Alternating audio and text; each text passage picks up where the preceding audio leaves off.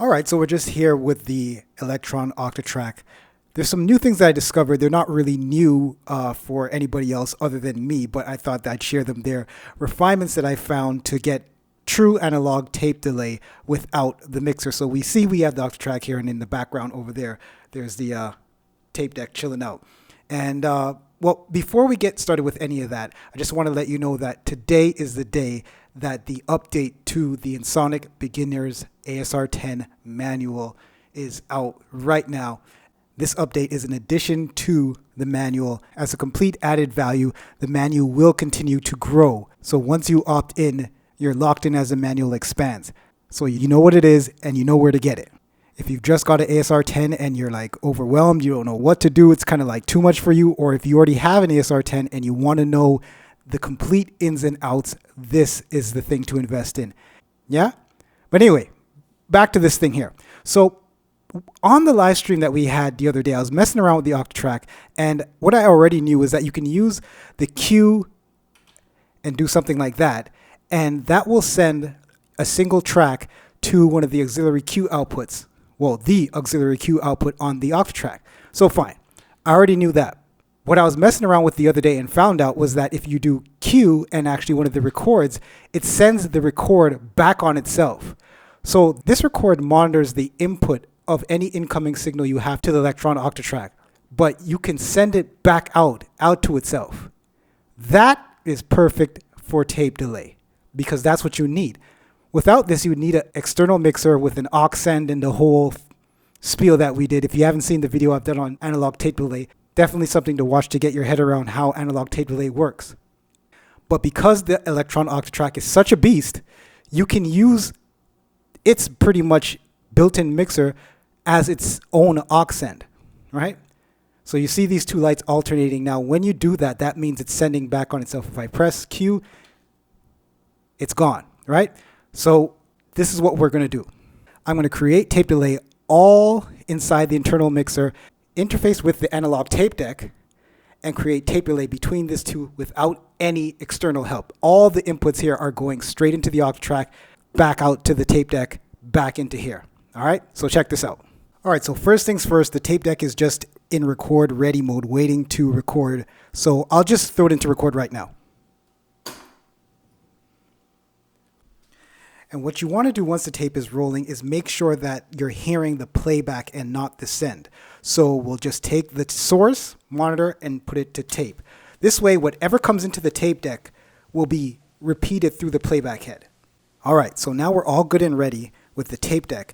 I'll just fire off the Octatrack here, and I'll just have one track active for now, just so we can hear what we're doing in regards to the tape effect. But here we go. Right? So that's just track number 5. Nothing is being sent to tape right now. So right now I'm going to send this output to the tape deck by pressing.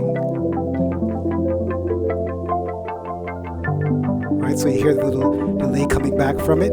But that's only just one loop. To really get things started is I want to send the input that's coming back from the tape deck back on itself again. And that happens here, so watch this out. Right? So you're hearing basically back and forth. Tape, Octatrack, and they're both just ping-ponging off each other, basically feeding itself into what you call a feedback loop.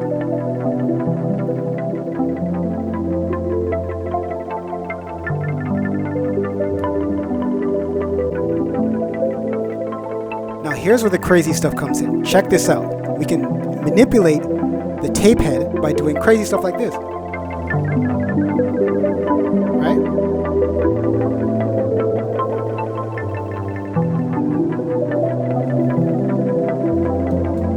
Basically playing around with the tape head to slow it down.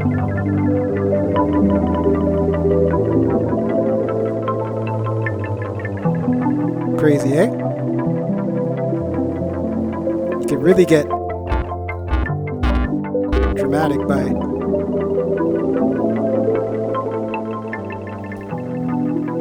really just playing with the tape head, or with the tape reel.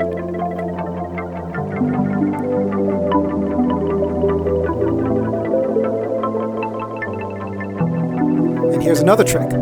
Here's the tape bias. We can play around with that to switch the equalization of the tape, and we'll get the feedback of the actual switch. So check this out. All right? Check this out. Neat, right? Also with the super useful. All right, so now that we're here, we can start adding back stuff. So let's start with just tracks one by one.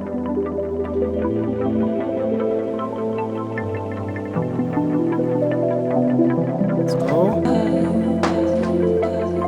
Got the snare.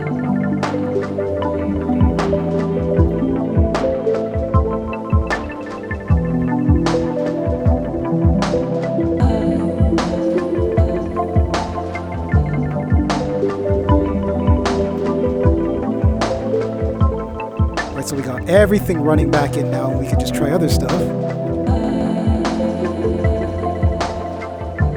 back and play with the tape head some more.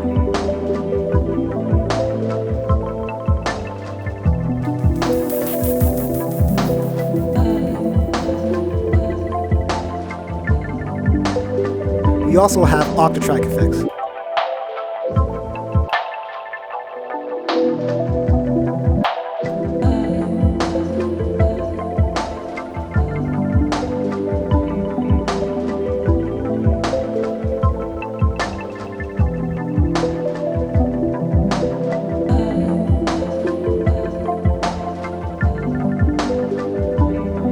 Alright, yeah, so now I'll just put this out of control, set the Octatrack back to where it was, and that's pretty much it. Oh, let me put this back too.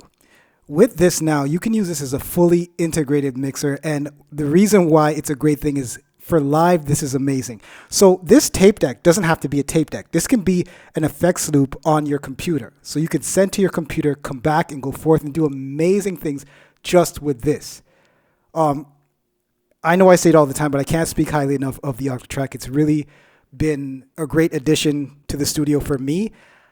And hopefully by seeing things like this, it can spark some ideas that might help you. I don't know. But for me, I just can't stop finding enough value for this thing. Really, really a good purchase to make for an all-around instrument. The layout may be something that you may have to get acclimatized to. It really depends on your work style. But overall, if this sort of style layout works for you, definitely give it a shot. Anyway, guys, that's all I wanted to share with you today. Yeah, man, I'll catch you guys on the next one. In the meantime, please do take care of yourself. Peace.